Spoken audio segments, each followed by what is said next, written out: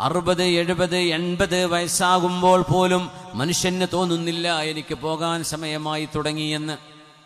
മനുഷ്യൻ ചിന്തിച്ചു പോകുന്നത് ഇനിയും ഞാനിവിടെ മരിക്കാതെ തുടരുമെന്നാണ്. അങ്ങനെ അപ്രതീക്ഷിതമായി നിൽക്കുന്ന സമയത്ത് ഒരു ചെറിയ കാരണം കൊണ്ട് അല്ലാഹു നമ്മളെ കൊണ്ടുപോകുന്നത് കാണുന്നില്ലേ? അല്ലാഹു നമ്മളെ പറഞ്ഞയച്ചത് വളരെ ക്ഷണികമായൊരു ജീവിതത്തിനാണ്. എന്നൊന്നും നിലനിൽക്കുന്ന ലോകമല്ല ഇത്.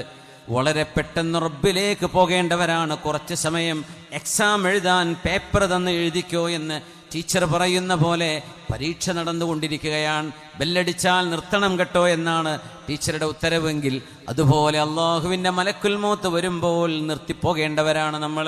ആരാണതിനെക്കുറിച്ചൊക്കെ ചിന്തിക്കുന്നത്? ഇപ്പോൾ കം ലബിത്തും ഫിൽ അർളി അദദ സിനീൻ, 90ഉം 100ഉം വയസ്സ് കഴിഞ്ഞ് മരിച്ചുപോയ മനുഷ്യരോട് പോലും അള്ളാഹു എത്രയാണ് നിങ്ങൾ ഭൂമിയിൽ ജീവിച്ചത് എന്ന് ഓർമ്മയുണ്ടോ എന്ന് ചോദിക്കുമ്പോൾ അവർ പറയുമത്രേ, ലബിത്നാ യൗമൻ ഔ ബഅദ യൗം, ഒരു ദിവസമോ ഒരു ദിവസത്തിൽ അല്പമോ ഞങ്ങൾ ജീവിച്ചു എന്ന് തോന്നുന്നു.